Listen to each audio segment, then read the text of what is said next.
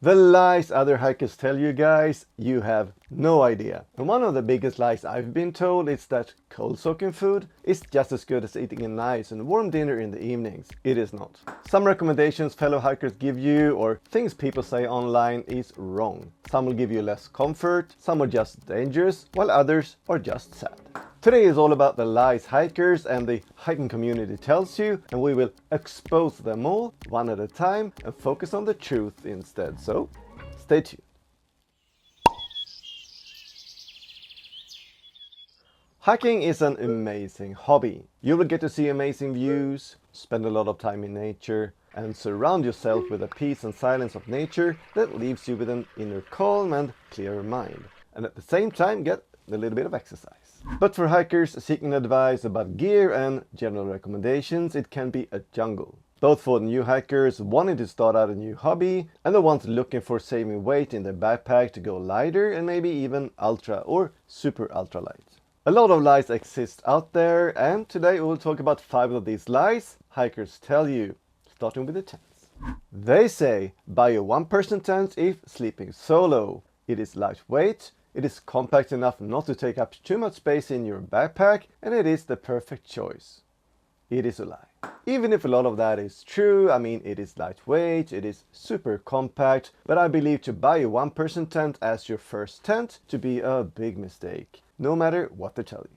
Just because you're so eager trying to save a bit of base weight or reduce it to the famous 10 pounds, you go out there and buy yourself a one-person tent as your first tent. But trust me, this is not a good idea. You would just end up being cramped up and feeling miserable, if not used to that kind of small space. A one-person tent gives limited space for your gear and often also limited space for you as well, and changing your clothes or cooking inside your tent, in case you need to, is challenging. It is no fun buying an expensive one-person tent and then maybe use it only for 1 or 2 seasons tops, and then being forced to change to a bigger tent to get that nice and comfortable hiking experience. One-person tents are only for them with a dedication for a low weight and know that sacrificing a bit of space is necessary to get to the really low base weights, and are prepared to sacrifice also a bit of comfort doing so. One-person tents are a lie. Don't buy them unless you really know what you're doing and why. They say frameless packs are the lightest way to go and will do the job just as well as a framed pack. I say it's a lie. Don't even think about looking at a frameless pack unless you're already achieved ultralight or thinking about going super ultralight, because there's no real reason. A framed pack today at about 40 to 50 liters you can easily find weighing in at about 750 grams or less. I mean, just look at my pack, the Adam Pack's EP50 in X-Pack, weighing in at 756 grams. Or the Blind Banana Bag's Morado Light 43 liter pack at 730 grams with an internal removable frame. Both of these packs are okay with loads up to about 13 kilos and maybe up to 14 kilos in comfort. A comparable frameless pack in the same category will not perform that good. With a frameless pack you will probably save a couple of 100 grams, but then you will need to pack your gear in a specific way, and it will be much more sensitive to added loads, like if you need to carry a bit of extra water or maybe food for a whole week. Don't go for the frameless packs unless you're a pro. I would say stick to frame packs.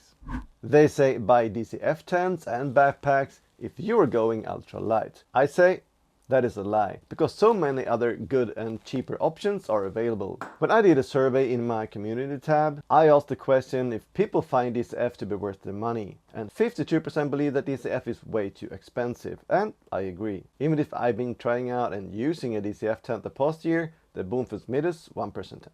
Now, DCF has been successfully replaced in both tents and backpacks by Ultra, not as lightweight perhaps, but almost, and much cheaper. And if I quote Dan Durston, using Ultra fabrics for backpacks in comparison to DCF is a no-brainer. You can also buy a lot of tents in much cheaper material, and great tents like Tom Tent Rainbow or Stratospire exist in both the more expensive DCF as well as Ultra and the cheaper Sil Nylon alternatives, and that I gotta say is great. One big advantage for the Sil Nylon is the bulk. Even if it isn't as light as DCF, it packs down smaller in comparison. Don't just focus on DCF for tents or for backpacks if you want to go lighter. Other very good alternatives do exist. They say buy once, cry once, and I say it is just another lie and an expression I refuse to use. It is kind of a mentality or philosophy I don't like. Buy once, cry once, meaning that you pay for the good expensive gear once and never need to buy another gear like that ever again. And we all know that is not true. Expensive gear can be good, it can be so well made it will never break, and sometimes it is worth the money. But that doesn't matter much because we change them anyway. Sometimes for the only reason that we get bored or something new come along that is lighter and with a slightly better solution. Trying new gear and buying new stuff that comes out are a big hobby of many, including me. So buy once, cry once, it's just another lie we tell ourselves to feel better paying for overpriced equipment. Sorry, but that is the truth, in my opinion. They say go further and see more. Yet another expression that leads us to the next lie. This is an expression that comes from people like me.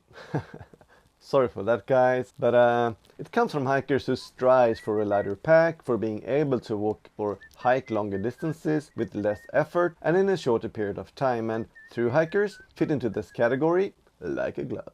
But this is a lie, or at least not a must or the reality for most. And let me tell you, I have fooled myself many times over and still do, because I have a lighter pack and by definition is an ultralight hiker, meaning that I need to go further and see more to be satisfied with myself. But I don't need to do that. Come on, let's take the time to enjoy nature when we finally find some time to be out there. We take the time away from our everyday job and spend time away from our family and sometimes also friends. So let's take our time and enjoy nature and enjoy being outdoors, and to use our expensive hiking gear we spent several hours researching and talking about in different groups. Unless you're a thru hiker or someone that needs to be at a certain point at a specific time, enjoy yourself, people. Go further and see more, but with no rush. That is the message to myself and to you. One expression that I do like, on the other hand, and one expression most of us have heard of, most of us have said at times, and one expression that will continue to be of importance as long as humankind are hiking, and that is hike your own hike. Now I hope you enjoyed today's episode about the lies hikers tell you. If not, leave a comment. Now hit like, subscribe, and I hope also to see you again next week. But for now, bye bye.